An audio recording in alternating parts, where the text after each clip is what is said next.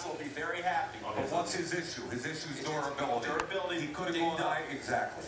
And meanwhile, the Denver Broncos just made a selection 108 Is that Peyton Manning? overall. This was the pick that they received from the Jets in the trade for Tim Tebow. First reference duly noted. Well, don't shoot the messenger. The pick is in. Denver ordinarily wouldn't have had a chance to make it.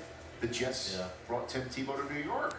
And this is what the Denver There's the Broncos second reference. with that pick. Gratuitous, by the way. I don't think mentioning Tim Tebow is Third reference. Honestly, Tim Tebow plays football here in New York.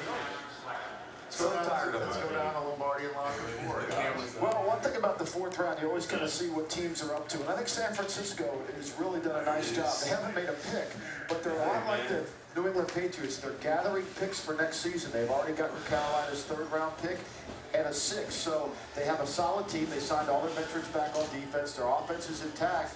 I think it's a smart play, Jason. Yeah, and I think we're also seeing continued value plays here. A lot of people talked about guards and centers maybe going in the first round, and you don't see it with any great propensity. It didn't really happen here. A lot of people I talked to thought people like Bradkowski and Jones weren't that far off from the kid from Wisconsin, Coons, who everyone kind of had as the first center to go. Some projecting him late first round.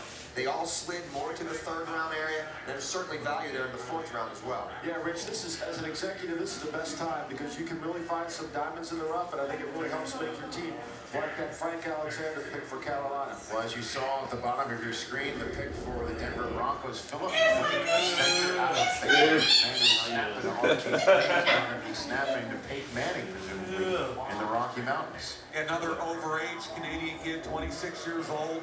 I love this kid on tape.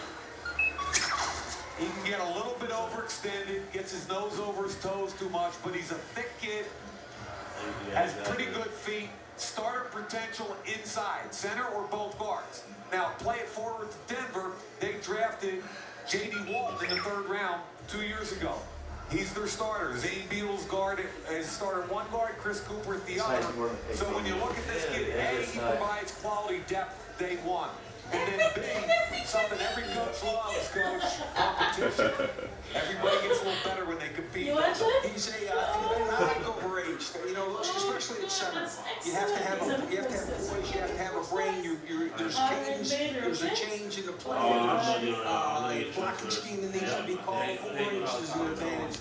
I like that. 2 straight years now, we've seen that out of Baylor. Danny Watkins was the overage guy last year, a first-rounder who was a left tackle. They're going to move him inside to play guard with the Philadelphia Eagles. Philip Blake now coming in, a former tackle, moved inside to play center. I got to call Art Riles and say, okay, what are you doing in Canada?